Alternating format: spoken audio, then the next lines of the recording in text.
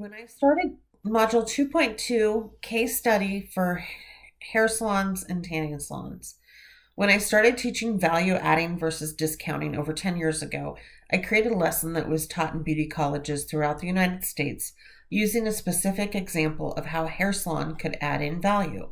What I was consistently encountering in salons as I observed new stylists start out was that their go to move to build a new clientele was to offer a discount.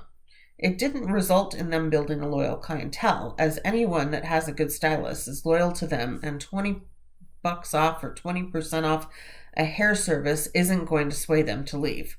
But it will attract the discount shoppers. Come 2 months later, when it's time for another haircut, they will move on to the next available deal that they come across. So let's look at an example of a normal service. For the purpose of this example, a cut and color costs $150.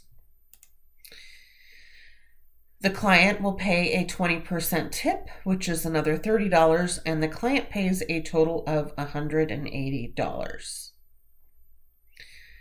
If you take this same service and offer a free cut with color, and we'll say that the cut is valued at $50 to make the math simple, the cut and color then costs $100.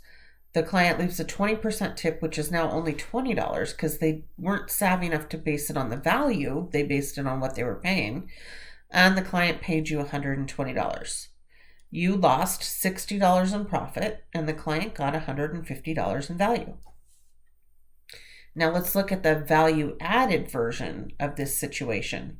The client comes in, they pay $150 for their cut and color.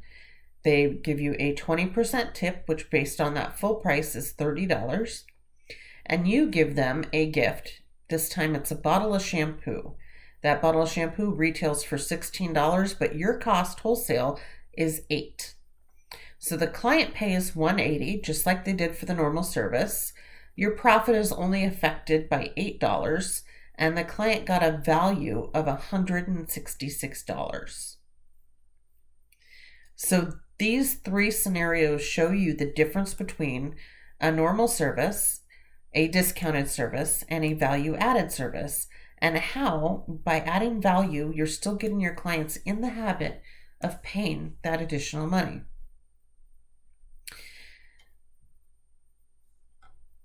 So the most successful value-added campaigns that we ran at one of my salons was to buy a $50 gift card and you get a free pair of Havaiana sandals. Anyone familiar with Havaiana sandals know that they retail for $20 to $30. And I was in luck as our distributor was having a huge discount on a bunch of styles that they were discontinuing, and I picked them up for $5 wholesale. Our spray tans cost $45, so if someone bought a $50 gift card, they would have to come back and spend the $5 on another service. They felt like they were getting a killer deal by getting the Havaiana sandals for free. It was barely costing me anything, and I was guaranteeing that they came back in another time. And if they didn't and never came back to spend that $5, they just paid for the Havaianas.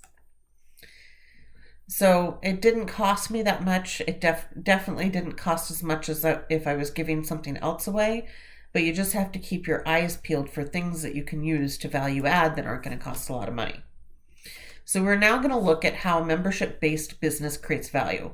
Some of the best examples that I've shared with you so far have come from the lessons I've learned in making mistakes in my businesses, and this one's no different. So let's take my tanning salon. We sold memberships. We had enough memberships sold at each salon to pay all of the bills, cover the payroll, and all the overhead expenses. So everything else coming in and selling was profit. I had one issue. Our members didn't spend money on anything else. They came in, they got their spray tan, they left. They didn't buy retail, they didn't pay for upgrades. So how could we get them to be a business driver? We started a buddy pass program. Every month, every member got 2 buddy passes. Tans cost us about $5 in overhead and materials, so I let every loyal customer give away 2 tans a month. The rules were their buddy pass had to be used by somebody different each time, and a person could not use a buddy pass more than once in a 12-month period. This not only drove new clients in, but also drove more memberships. So here's a way to look at how the numbers break down for membership-based value add. This could be a gym, a salon, whatever type of membership-based business you want it to be. So normal membership, client pays $100 a month and they get their membership. Let's say you do a membership drive and you're going to do a first month for 25% off. So your client pays $75 and you've got a negative $25 in profit. But you do value added and your client pays their $100 a month, but they're getting something extra like a buddy pass, a personal training session, merchandise. So you're adding value with the little things. Remember, you can add value wherever you see, but adding it on directly to a purchase is a great way to start participating in that practice.